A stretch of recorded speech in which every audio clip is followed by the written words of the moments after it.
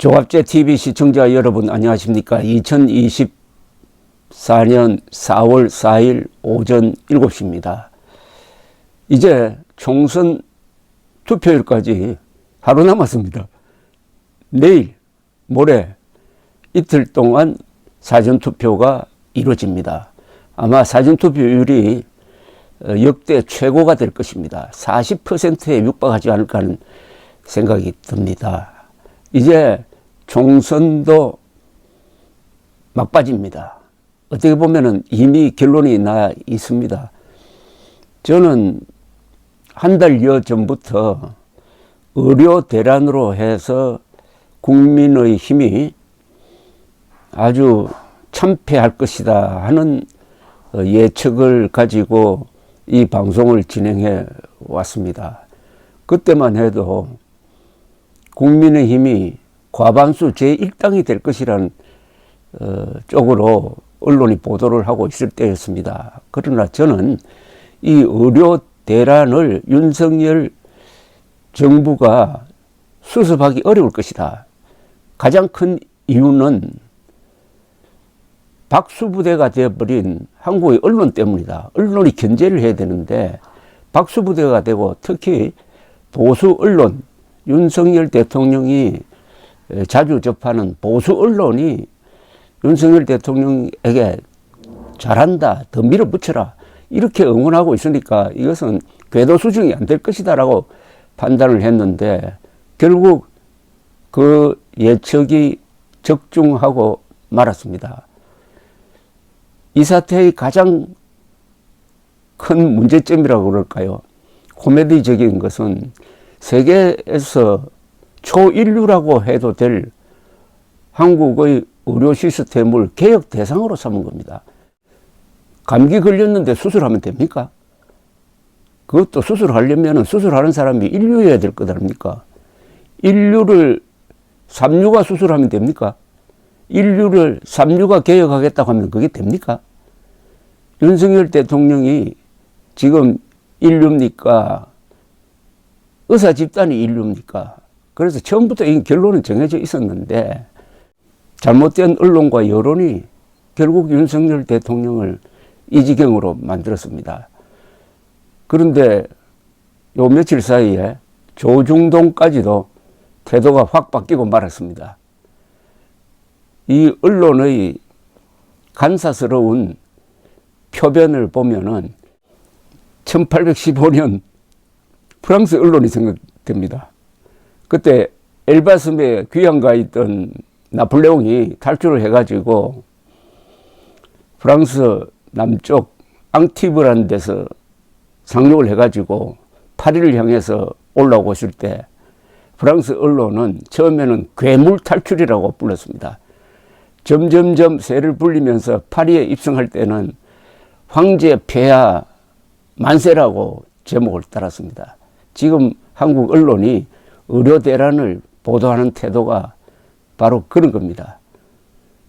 윤석열을 개혁의 영웅으로 그리고 전공의를 포함한 의사들을 개혁 대상으로 몰았던 언론이 이제 윤석열 대통령을 본격적으로 비판하기 시작했습니다. 그럴 수밖에 없는 게 이제 눈에 보입니다. 전공의들의 이탈뿐만 아니라 이제 인턴 시험에 합격한 한 2,600명 중에서 인턴으로 등록하겠다는 사람, 즉 일하겠다는 사람이 10%밖에 안 된다는 겁니다. 벌써 2,000명 정도가 날아가 버렸습니다. 2,000명을 더 늘리겠다고 한 거는 그건 10년 뒤에 실현이 되고 당장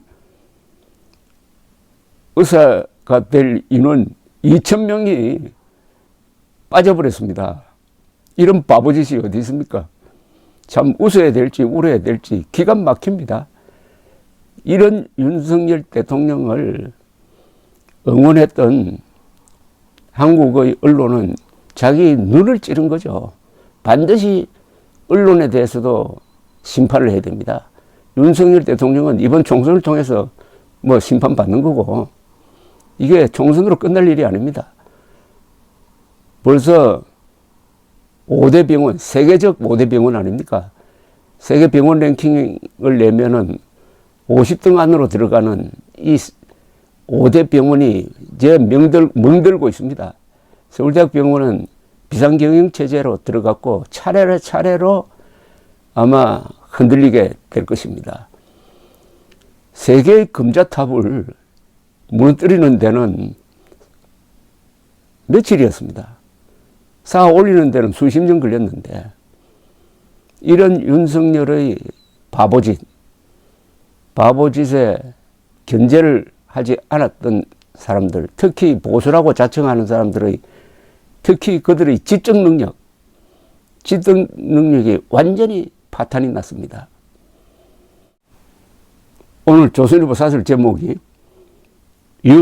정공희 대표 만나면은 설득에 앞서 충분히 듣길, 이런 모욕적인 제목이 어디 있습니까? 하도 윤석열 대통령이 일방적으로 이야기를 하니까 정공희를 만나더라도 좀 들으라는 이야기입니다. 이제 입장이 거꾸로 돼가지고 윤석열 대통령이 정공희들에게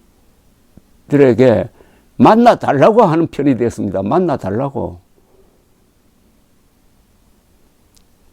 윤석열 대통령이 의대 정원 방침에 반발해 병원을 이탈한 전공의들을 직접 만나 대화하겠다는 뜻을 밝혔다. 사실 이렇게 시작됩니다. 7주째로 접어든 현 사태를 해결할 수 있는 가장 중요한 주체는 전공의들이다. 그래서 의사협회 비대위는 대통령이 전공의와 만나 결자 해지해 달라고 했고, 전국의대교수협의회 비대위 홍보위원장도 전공의도 조건 없이 대통령을 한 번만 만나달라고 호소했다. 한 번만 만나달랍니다. 정부가 그동안 여러 차례 전공의들을 향해 책임 있는 대표단을 구성해 대화의 자리로 나와달라고 요청했지만은 묵묵부답이었다. 이런 점이 정부의 의대 정원 2,000명 고수와 함께 이번 사태 장기화의 요인으로 작용했다. 이렇게 글을 쓰면 안 되죠. 조선일보는 이런 점이 정부의 의대 정원 2,000명 고수와 함께 이번 사태 장기화의 요인으로 작용했다. 아니, 대화를 하려면은 대화 전제 조건을 들어줘야 될 것 아닙니까? 전제 조건이라는 것은 의대 정원 2,000명을 물려야 한다는 것이었는데, 지금까지 이틀 전까지 그럴 생각 없다고 해왔는데, 전공의가 어떻게 대화해 나올 수 있으며, 하기 싫다고 나간 전공의들을 향해서 무슨 범죄자 취급하면서, 더구나 고참 의사들을 수시로 경찰로 불러가지고 왜 전공의 이탈을 선동했느냐고 하는 이 판에 대화가 가능했겠습니까? 마지막에 뭐라고 썼느냐 하면은, 전공의 대표들과 만나면은 윤 대통령은 설득하기에 앞서 마음을 열고 충분히 들어야 한다. 전공의 대표들의 말에 귀를 기울이는 것만으로도 많은 문제가 해결될 수 있다. 이번 사태를 악화시킨 큰 요인 중 하나인 대통령이 일방적으로 밀어붙인다는 인상을 불식시키는 데도 도움이 되고, 어떻게든 이 문제를 풀어보려고 인내하는 대통령의 자세가 국민을 안심시킬 수 있다. 경청하는 과정에서 윤 대통령이 생각지도 못한 포인트를 찾을 수도 있을 것이다. 정부가 더 유연성을 발휘하고 의료계도 책임 있는 자세로 대화에 임하면 많은 문제들에 대한 가닥을 잡을 수 있을 것이다. 1시간 회의를 하면은 그중에 59분을 윤석열 대통령이 이야기한다는 말을 감안해서 쓴 기사처럼 보입니다. 동아일보 사설 제목은 인턴 합격자 96%가 임용 포기, 의사 공급 연쇄적 차질입니다. 이 제목이 윤석열 대통령의 의과대학 정원 2,000명 늘리는 정책이 파산했다는 것을 증명하고 있습니다. 의과대학 정원 2,000명 늘려가지고 그게 효과를 보는 데는 10년 이상 걸리는데, 그 정책의 부작용으로 당장 2,000명 정도의 인턴 인력이 사라졌다는 겁니다. 이거 코미디 아닙니까? 의료 공백 사태가 장기화되면서 의사 공급에 순차적으로 차질이 빚어질 우려가 커지고 있다. 기존 인턴 레지던트들이 복귀를 거부하고 있는 가운데 올해 신규 인턴 대상 대부분도 인턴 임용을 신청하지 않았다. 이들은 2월 전공의 집단 사직에 동조하여 수련을 포기할 뜻을 밝혔고 실제 올해 상반기 임용 자체를 거부한 것이다. 매년 일정하게 배출되던 인턴 수가 급감하면 장기적인 의사 공급에 공백이 발생할 수밖에 없다. 보건복지부에 따르면 올해 인턴 시험에 합격한 3,068명 중 131명, 4.3%만 인턴 임용을 신청했다. 나머지는 인턴 수련을 포기했다. 서울대병원은 인턴 정원 166명 중 6명, 세브란스 병원은 151명 중 4명만이 등록했다. 이건 완전히 한국 의료가 붕괴되고 있다는 수치입니다. 이거. 부산대 병원과 부산 양산대 병원은 인턴 정원을 단 한 명도 채우지 못했다. 인턴 레지던트 전문의로 이어지는 의사 양성 과정에서 인턴부터 수급이 막히면 레지던트 전문의 교수까지 차례대로 부족해진다. 내년부터 당장 레지던트 구인난이 벌어질 것이다. 윤석열 대통령은 의사가 부족하지 않는데 의사 부족 있다고 해가지고 이런 사단을 벌였습니다. 그런데 그래 놓고 보니까 실제로 의사 부족 사태가 이제 눈앞에 일어났습니다. 의사 부족 사태가 없는데 있다고 정책을 펴니까 진짜 의사 부족 사태가 일어났다는 이야기입니다. 이번 총선에서 국민의힘이 대타격을 입는 것으로 끝나는 것이 아니라 이 사태가 장기화되면은 윤석열 대통령의 레임덕, 최악의 경우에 탄핵 당하지 않더라도 2027년 대통령 선거에서 보수가 또 패배한다는 그런 전망을 만들어내고 있습니다. 더욱이 동맹 휴학 중인 의대생이 무작위 유급된다면 내년 인턴 배출도 중단된다. 인턴 수련 병원은 주로 필수 중증 의료에서 핵심적인 역할을 하는 상급 병원들이라는 점에서 인턴 레지던트 구인난은 고스란히 환자의 피해로 돌아올 것이다. 윤석열 대통령이 이 필수 중증 부분의 의사 부족 사태를 고치기 위해서 정원을 파격적으로 늘리겠다라고 했는데 이게 완전히 거꾸로 됐다는 겁니다. 이 부분의 문제를 더욱 심화시키고 있다는 이야기입니다. 현재 병원을 이탈한 전공의를 대상으로 한 설문조사에서 10명 중 3명이 전공의 수련을 잘 할 의사가 없다고 한 것도 걱정스럽다. 고된 수련을 견디며 필수 중증 의료를 지탱하던 전공의들이 아예 전문의 되기를 포기하겠다는 것이다. 이는 사회적으로도 큰 손실이 아닐 수 없다. 사회적이 아니라 국가적으로도, 아니 인류적으로도 그렇죠. 한국의 의사들이 꼭 한국에서만 일합니까?